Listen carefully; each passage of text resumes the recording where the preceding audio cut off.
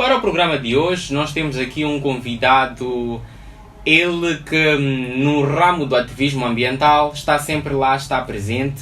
Estou a falar exatamente de Alves Manuel, ele que é estudante de Geologia, é também ativista ambiental. Eu, em particular, estimo bastante este segundo título, que é de ativista ambiental, porque são várias as atividades nas quais nós temos sempre nos encontrado, as atividades que ele tem liderado. Alves, seja bem-vindo, é um prazer enorme receber-te aqui no nosso Planeta B. Muito obrigado pelo convite e eis-me aqui para mais um dia de entrevista, mais um dia de conversa, para falar um pouco daquilo que é o nosso ambiente, o nosso planeta Terra, o que nós, homens, fazemos por tal, o que nós podemos fazer para melhorar, enfim. Exatamente, é basicamente isso que nós queremos aqui deixar ficar. Qual é o impacto que o homem está a criar no planeta, o que é que nós podemos fazer, qual é o contributo, todas estas questões nós aqui no nosso programa vamos abordar. Alves, quando é que começou esta paixão por questões ambientais? Toda a gente tem uma história. E como é que o Alves começou? Assim, eu comecei basicamente em 2019, se não estou em erro. Quando estava em casa sentado e vi um post nas redes sociais. Redes sociais. Exato. Então vim ali, se não tens nada a fazer, estás em casa, se fica muito tempo em casa, procura ter uma experiência de vida, procura fazer algo, podes fazer o ativismo social, ambiental. Então aquele post me interessou bastante, daí fui pesquisando mais como fazer parte de algumas organizações, o que é ativismo, como é que funciona. E o mais incrível ali já dizia que ativismo não há remuneração. E nós, não há remuneração. Não há remuneração. É de coração mesmo, é algo que você faz para o bem-estar, seja do meio ambiente ou do social de alguém. E a tua remuneração é a gratificação que tu recebes, é a gratificação que tu recebes de alguém, seja de uma entidade. E isso é um valor inestimável, é uma coisa muito boa. Então, daí comecei a investigar mais, me deparei com a cooperativa de educação ambiental Repensar. Então, conheci o Carlos Serra, também tínhamos uma cooperativa do ambiente da Faculdade de Ciência, comecei lá a primeira atividade depois de ter visto esse post. Participei do primeiro, foi World Cleanup Day pela primeira vez, me interessei bastante, foi aí onde comecei a engrenar no ativismo. Então de lá para cá conheci novas pessoas, conheci nova gente, conheci o Dr. Carlos Serra, viramos amigos, ele me acolheu na sua cooperativa, na sua associação, então me interessei. De lá para cá é só trabalho, é só esforço, é entregar-se mais ao meio ambiente, entregar-se mais para atividades sociais. E a minha recompensa, não digo que são valores monetários, mas é a gratificação que eu recebi das pessoas, daquilo que é o impacto das minhas atividades que têm trazido à sociedade, mas também ao meio ambiente. Exatamente. Nós estamos a ver aqui que não há nada que pague um trabalho em prol da maioria. Porque cuidar do meio ambiente não é só para nós, é para todos. Exatamente. E tecnicamente, isto, eu acho que não há pagamento melhor que a gratificação e a possibilidade de ouvir de outras pessoas a dizerem, por exemplo, que eu me tornei ativista ambiental porque Alves convidou-me para uma atividade. Eu comecei a participar porque o Alves convidou-me. Ou seja, é notório que o Alves está a influenciar mais pessoas para que possam juntar-se nesta luta. E meus parabéns por isso. É algo muito interessante que está muito a fazer. Obrigado. Eu é que agradeço. E a luta é contínua. Que mais pessoas se juntem e estejam mais conosco para tal.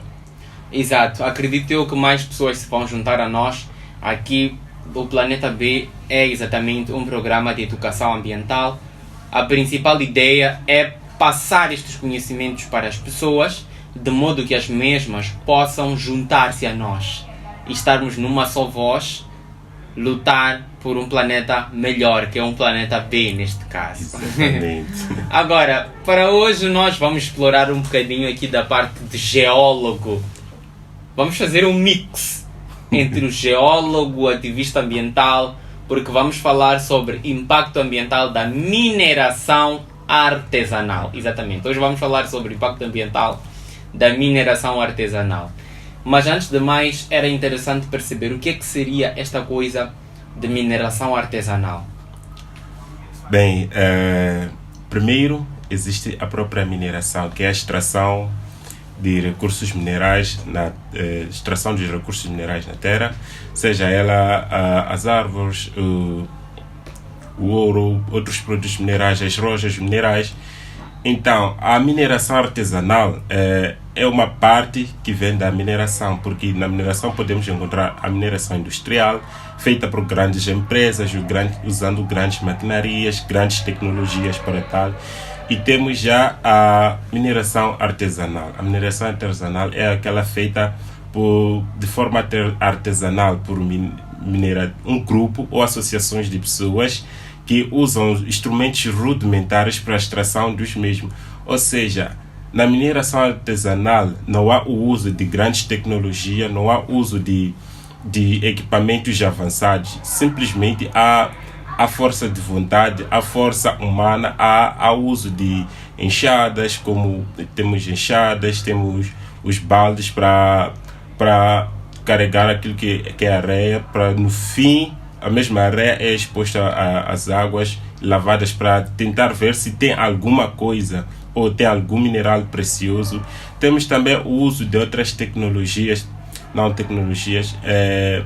de outros instrumentos também, como além da enxada, temos vários cabos, as picaretas, exatamente. Exato. Porque é feita de várias formas e vejamos que na mineração artesanal há muita escavação e a mesma escavação é feita a profundidades sem reparar aqueles que são as normas de segurança de trabalho. Estou a imaginar cenários em que há muitos buracos, há muita gente ali, em algum momento pode haver desabamentos. É uma situação mesmo muito séria porque não há esta questão da salvaguarda. Não há mesmo, porque imaginemos os próprios mineradores artesãos estão expostos a vários perigos. Uma das coisas é o desabamento. O desabamento de terra. Já ouvimos casos aqui em Moçambique, na província de Manica, em que houve soterramento, o deslize de terra e soterramento de alguns artesãos que estiveram a fazer exploração do próprio carvão, ou seja, também do próprio ouro. Então, é só imaginarmos o tipo de perigo que eles correm, tudo isso para a própria subsistência, ou seja, para sobreviver, para ter o seu... aquilo serve como o seu ganha-pão, para sustentar a sua família, ter uma vida digna, digamos assim. Exato. Há muitos perigos ao qual eles estão submetidos. Posso aqui ver mesmo que em termos de mineração artesanal, a mineração artesanal vai se dividir com a mineração industrial, exatamente por causa dessa questão de tecnologias. Em termos de impacto ambiental, qual é a principal diferença que vê entre a mineração artesanal e a mineração industrial? Primeiro, temos que citar algo. A mineração artesanal tem impacto local. Ou seja, os impactos estão vistos de forma local, regional, naquele determinado local onde está a ser praticado. E estes impactos afetam mais as sociedades ao redor, porque nesse local há a contaminação da própria água, a destruição dos solos e, se formos a notar, o que mais pratica nessas zonas em que há mineração artesanal é a própria agricultura, a própria pesca. Então, se numa zona há práticas disso, obviamente que haverá contaminação do solo, das águas e dos solos. E quando há a contaminação dos solos, acredito que também as culturas presentes naquele local onde estão a ser cultivadas terão totalmente afetadas. A própria água que é usada para a lavagem dos próprios minérios é também afetada, o que também vai afetar a qualidade de vida dos residentes locais. Isso porque também vai afetar a biodiversidade marinha, principalmente os rios, nesse caso. Enquanto quando formos a falar da mineração industrial, vamos notar que na mineração industrial obedece vários processos. Primeiro é o estudo de projeto, o estudo de viabilidade, vamos ver o estudo de impacto ambiental do mesmo projeto e o plano de restauração. O que isso tudo não nota-se na mineração artesanal. Exatamente isso. Então, quando uma empresa de mineração é instalada, ela já tem lá o estudo de avaliação de impacto ambiental que poderá afetar. E olha que a mineração industrial de grande escala, o seu impacto ambiental é ainda maior. Se for nesse sentido, ela afeta não só no sentido regional ou local, mas num sentido mais amplo. Estamos a falar muito mais das mudanças climáticas, por causa das emissões de gases das próprias empresas. Estamos a falar além das mudanças climáticas, temos a sobreexploração também dos próprios recursos. Exatamente. Além disso, temos o desmatamento, o próprio desmatamento, e isso afeta não só uma pequena área, mas são hectares, porque nesse mesmo local onde há a implementação da indústria mineira, sim, ela afeta não só o solo, mas a biodiversidade, seja pela fauna, assim como pela flora. É excepcional, porque aqui estamos a perceber uma coisa muito curiosa. Na mineração artesanal há muitos perigos, porque simplesmente as pessoas estão lá, estão a explorar, não há regra, não há regulamento, não há nada. Exatamente. Agora, na industrial, há uma série de critérios para que se explore. Exato. De certo que, se a industrial não seguir, não for transparente quanto ao cumprimento desses padrões, vai ser terrível os seus impactos em relação à artesanal. É o que eu estou aqui a perceber com a explicação do Alves. Exatamente, é isso mesmo, porque se formos a ver na mineração industrial, há critérios para implementação, há estudos feitos, e mesmo diante desses estudos feitos, passam por grandes avaliações, e mesmo de implementação de tudo, há também aquilo que é a fiscalização da própria indústria. Será que está a cumprir com o que foi prometido? Será que a empresa está a seguir as regras? E olha que depois da exploração ou depois da sua vida útil da própria empresa de mineração, há aquilo que nós chamamos de estudo de restauração. Ou seja, a empresa é obrigada a fazer a restauração da biodiversidade. Ou seja, estamos a falar da flora, assim como da fauna. Um restauro paisagístico. Exatamente. É excepcional. Estamos a ver aqui que há uma série de critérios, regras que já foram estabelecidos. Infelizmente, se vemos alguns casos, é porque um e outro não quer submeter-se ou não está a cumprir com essas regras, com esses padrões previamente estabelecidos. Agora, estamos a falar de mineração. Quais é que seriam os principais tipos de minerais ou recursos que são maioritariamente explorados aqui a nível artesanal? Vamos falar da artesanal como o nosso foco principal hoje. Exato. Está mais para a mineração artesanal, os artesãos estão mais focados nos minerais que dão dinheiro. Dinheiro, assim, imediato. Exatamente. E é o próprio ouro. O que está mais abundante aqui, por exemplo, aqui em Moçambique é o que está mais abundante. Temos também a exploração do diamante e os rubis. Temos também a exploração de alguns minérios de ferro. mas isso não é com tanta abundância. Por exemplo, eu já estive em Manica, Manica, Exato. na província de Manica, distrito de Manica, onde fazíamos lá o trabalho de campo da faculdade, e estamos em contato com aquilo que é a realidade, que é a nossa realidade, com o contato com a natureza. Estávamos em campo, não só estar na carteira, sair da teoria para a prática. Exato. Exatamente. Então, chegado lá, nós nos deparamos com os artesãos, os mineradores artesãos. Sim. E se formos a ver lá, eles estão em massa. Em massa porque cada um explora do seu lado. Cada um faz escavação do seu lado. E tudo isso para ver onde é que tem mais. E nota-se que o que mais procura na província de Manica é o próprio ouro. Se formos a subir mais para a província da Zambésia, explora-se mais os rubis. Na província de Zambésia, assim como em Cabo Delgado, há a presença de rubis, onde os artesãos estão lá mais a fazer exploração.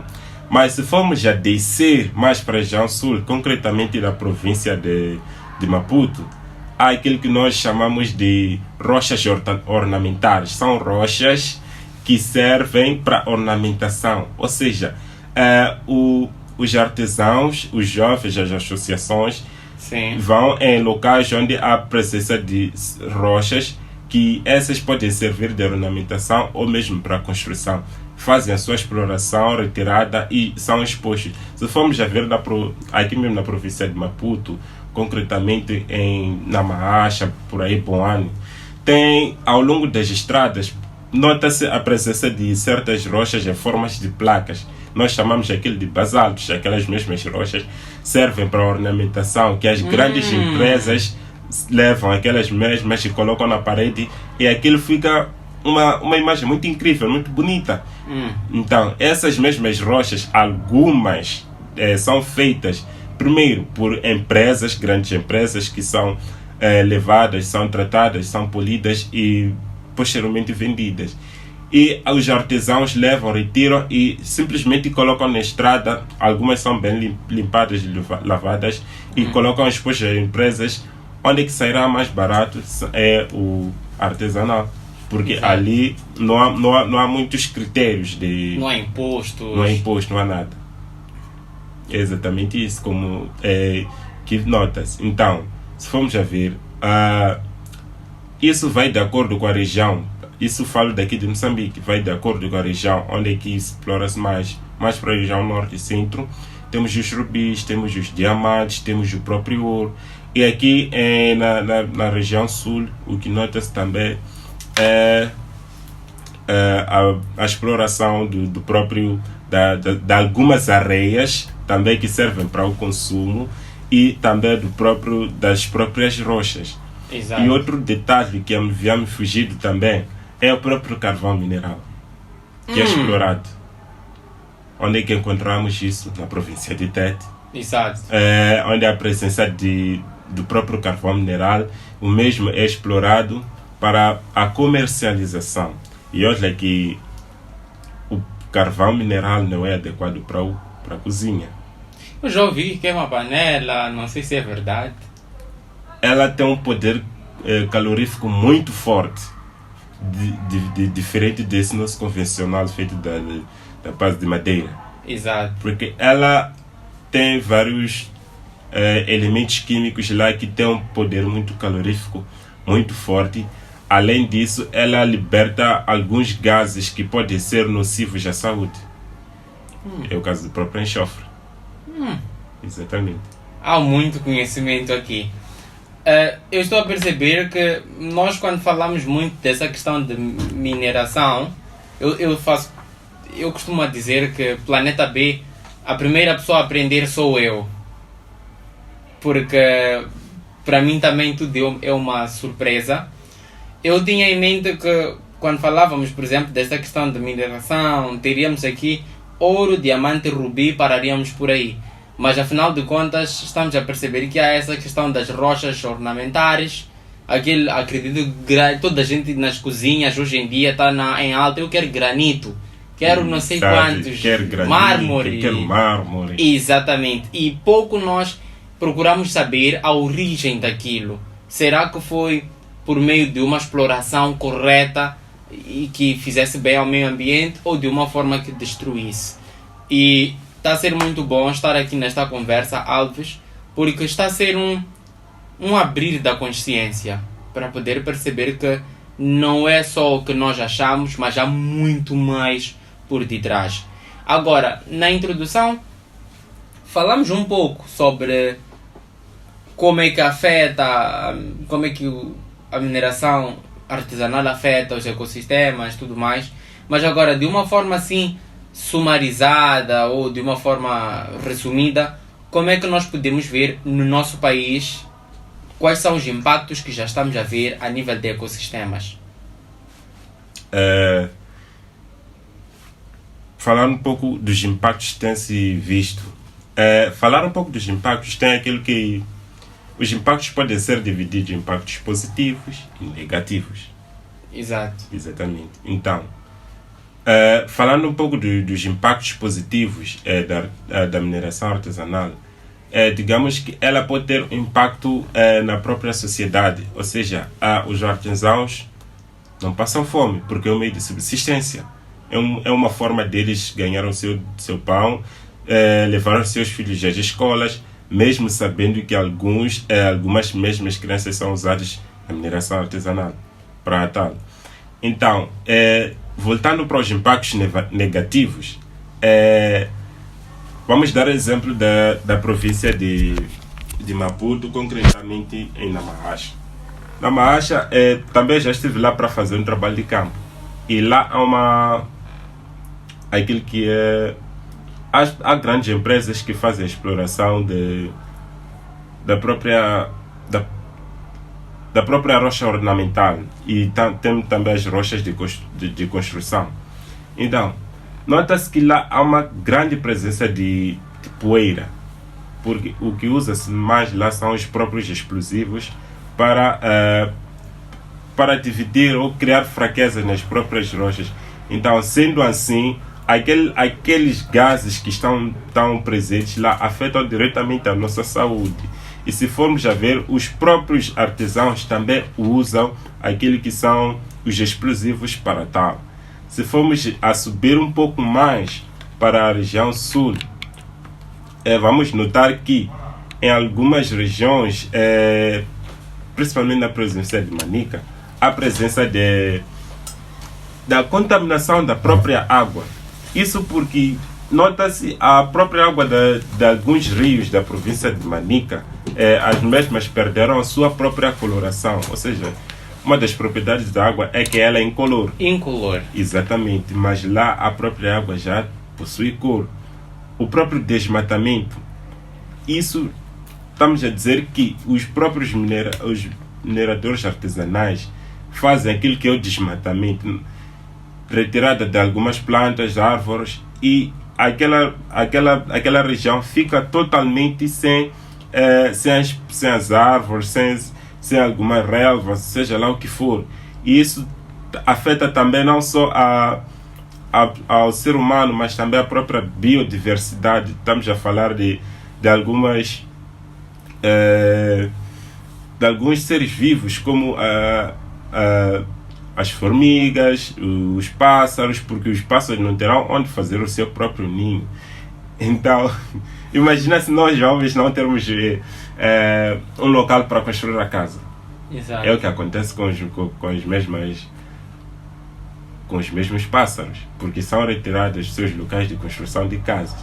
As formigas não têm um local onde construir o seu próprio habitat, porque é um local onde já há remoção das terras superficiais, a remoção da própria relva, das próprias árvores e a contaminação da própria água, que a mesma poderia servir não só para beber, mas também o próprio rio servir como provedor de peixes. Isso já não será possível, porque houve contaminação da água. Consequentemente, isso afetará a biodiversidade marinha, porque os próprios peixes consomem aquela água e podem vir a perder a sua própria vida. Porque a mesma água que é suja possui alguns minerais pesados que são totalmente prejudiciais à saúde. Estamos aqui a perceber que está tudo interligado, Alves. Esta questão da mineração, por exemplo, quando eu gostei muito do exemplo que deu aqui sobre a destruição de habitats. O fato de desmatar, isso quer dizer que automaticamente as aves já não têm onde o seu habitat já não existe.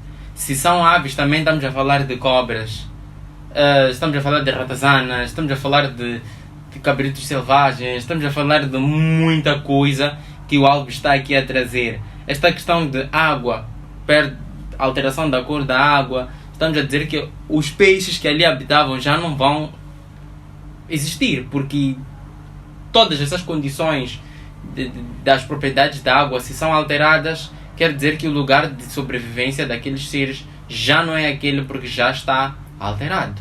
Foram afetados, foi totalmente alterado e já não há condições de viver naquele local. Agora, numa questão de solo, o próprio solo, nós aqui percebemos a abordagem quanto à água e que está a acontecer em Manica, deixou aqui ficar exemplos. Agora, quanto ao solo, em que medida é que a mineração artesanal pode contribuir para a erosão do solo? Primeiro é que, para tal, os mineradores artesanais fazem a escavação. E se formos a ver, a mesma escavação depois não é tapada. Imagina como é que fica aquela região. Primeiro é que, se formos a caminhar, eu, por exemplo, falo muito de Manica porque foi um dos locais onde estive e estimei bastante de estar lá. Foi uma experiência única.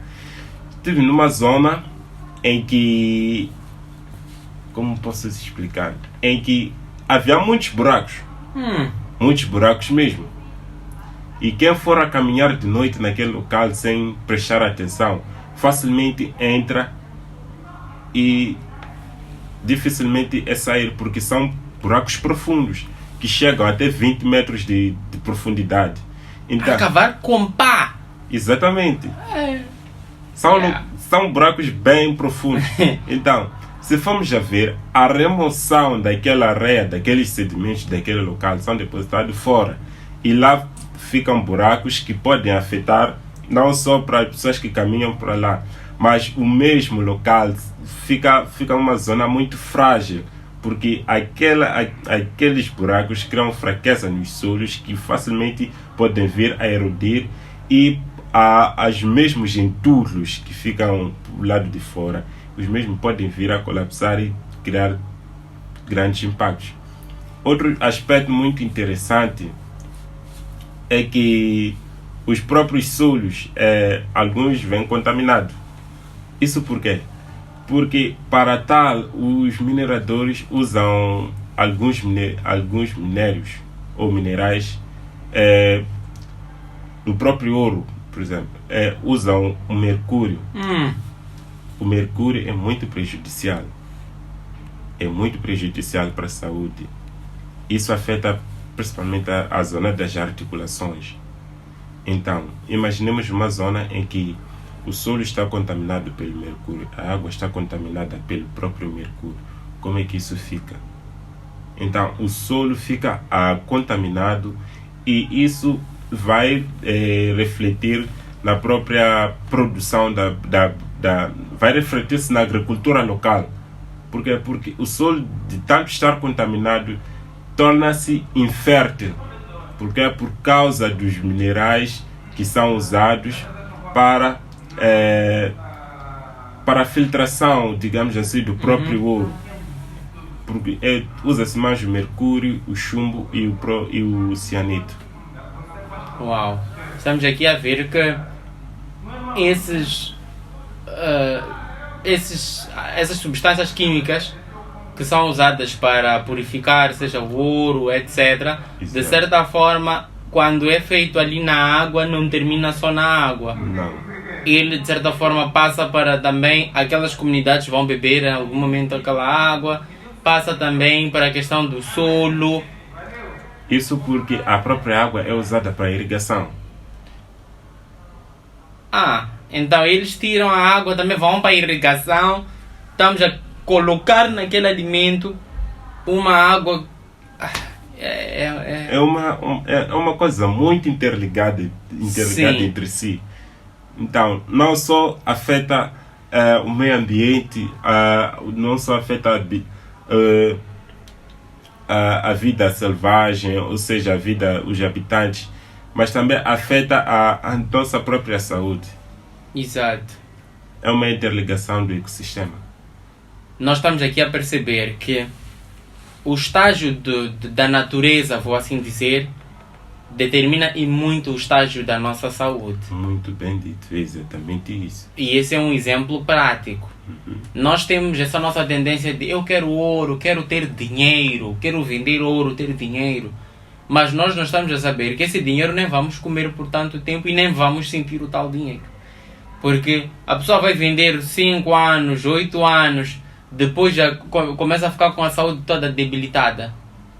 Problemas nas articulações, problemas sanguíneos e diversos outros problemas, todos por causa desta questão da poluição da água, que depois ficou do solo, uma série de coisas.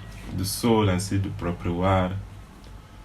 Afeta em quase todos os ecossistemas. Interessante. Agora, será que as comunidades estão cientes destas questões e se elas estão, como é que o Alves vê que elas estão a lidar com este cenário?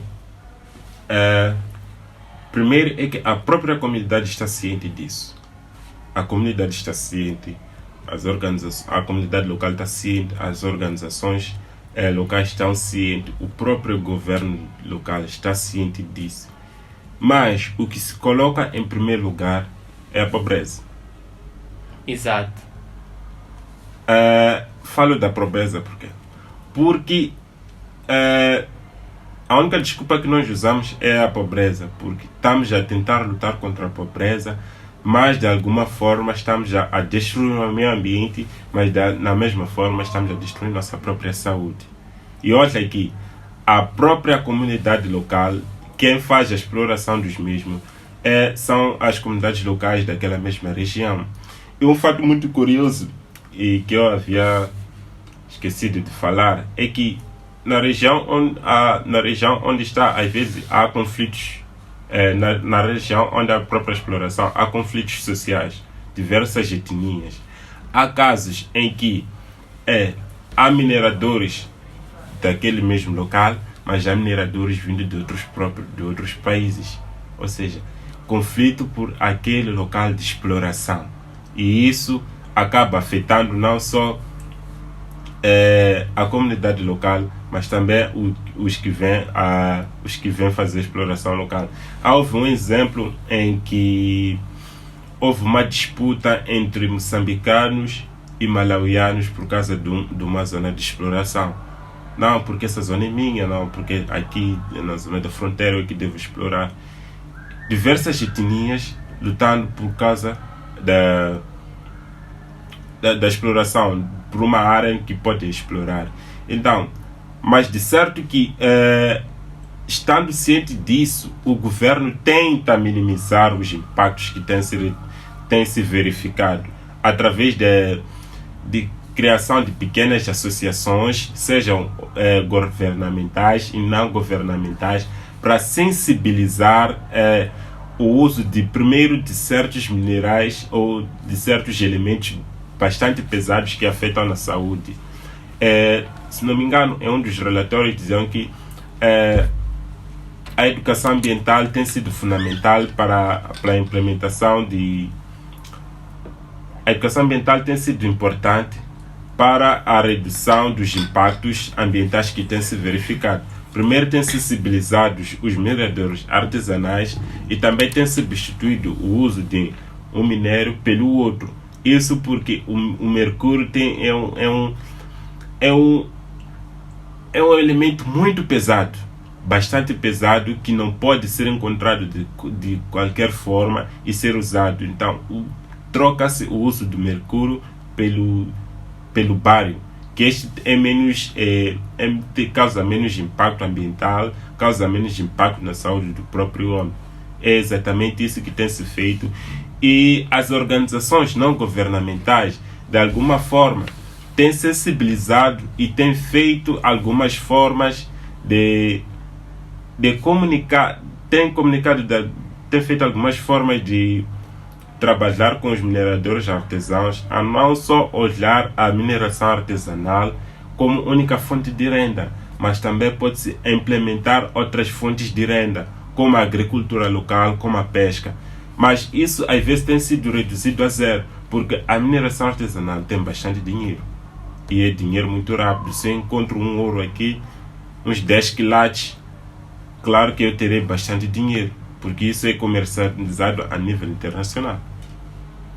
Exato. Há muitos aspectos aqui que naturalmente têm que ser discutidos e têm que ser levantados nesta perspectiva de tornar este processo o menos negativo possível.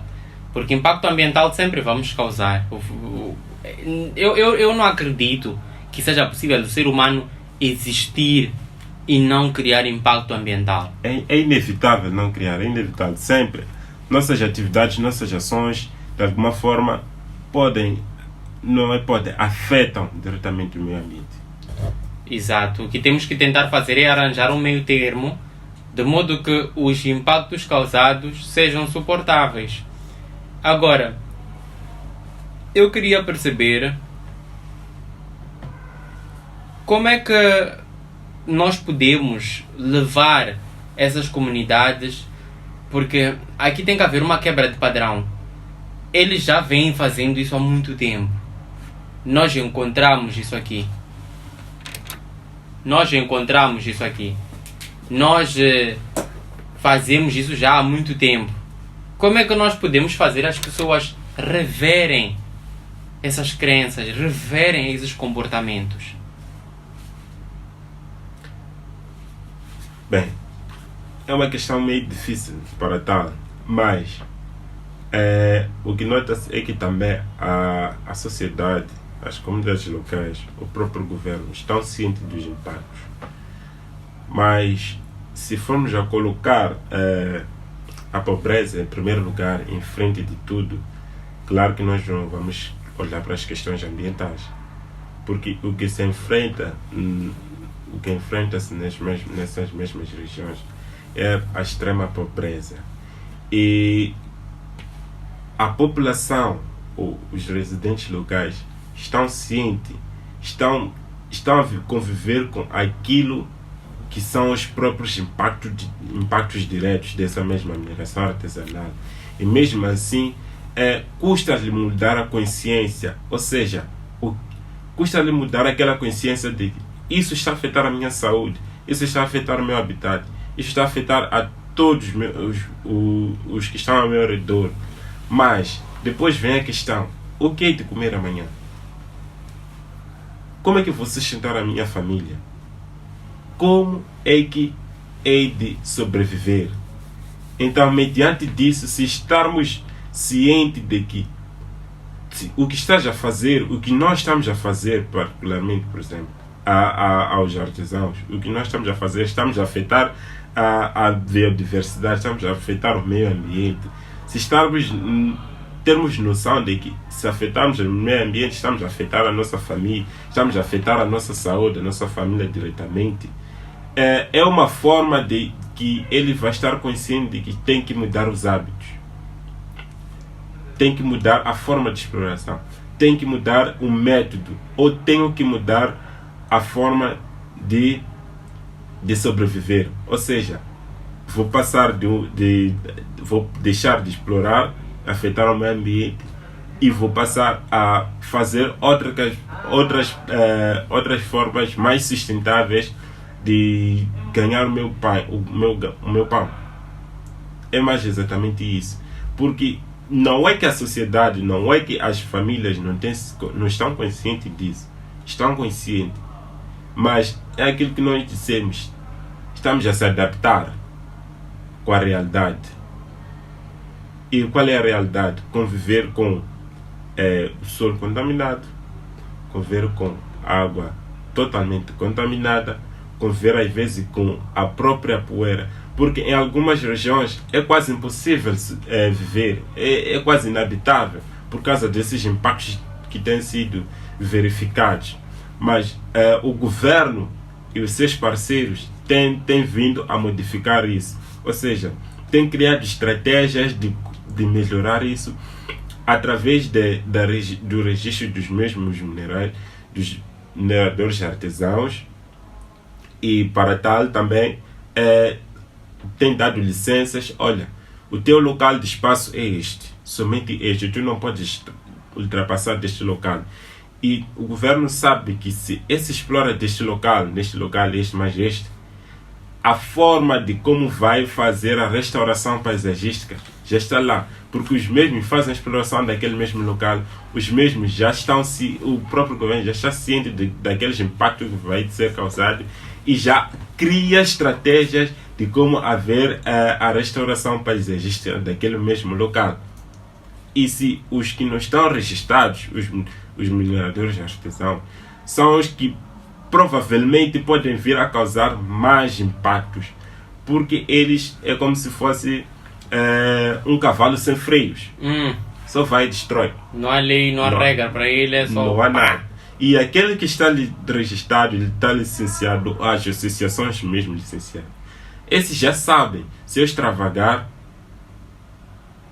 estou fora, estou mal. Por quê? Porque posso ser...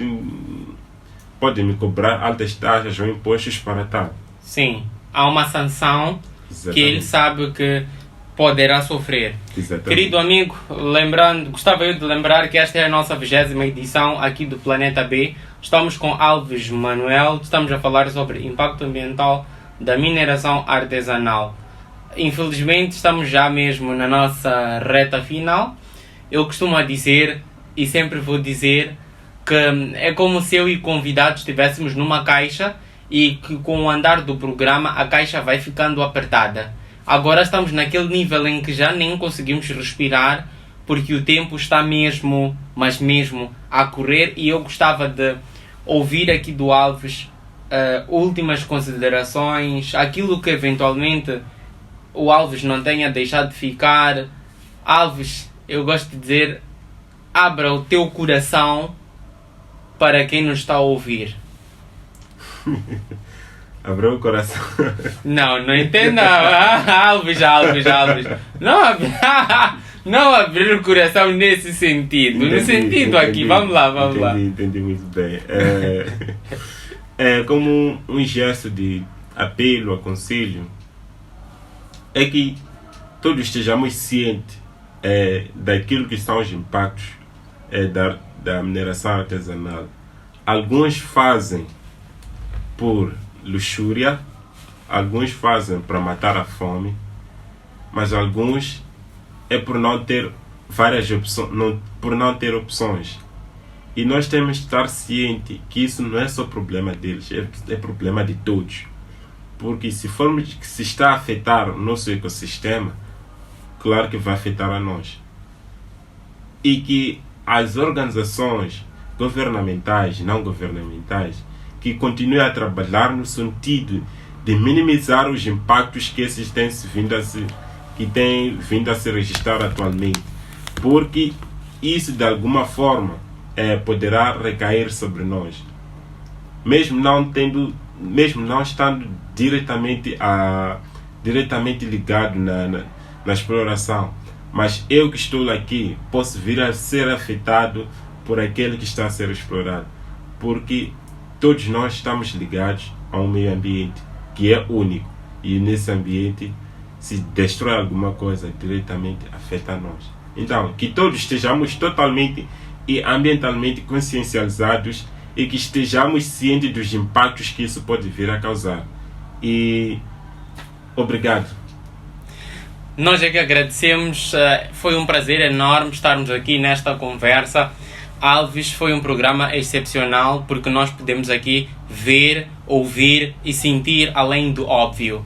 Naturalmente é preciso que nós nos engajemos, gostei muito das últimas palavras que as organizações governamentais, assim como não, o que quer dizer que não é só função do governo, É função de cada um de nós assegurar que os nossos recursos são devidamente explorados, impactando menos no meio ambiente. Assim é o Planeta B, este programa no qual nós sempre falamos sobre ambiente. Querido amigo, querida amiga, eu me despeço com a esperança de voltar na próxima quinta-feira, quando forem 16 horas em ponto. Eu sou Manuel Maloa e de mim para você um grande beijo!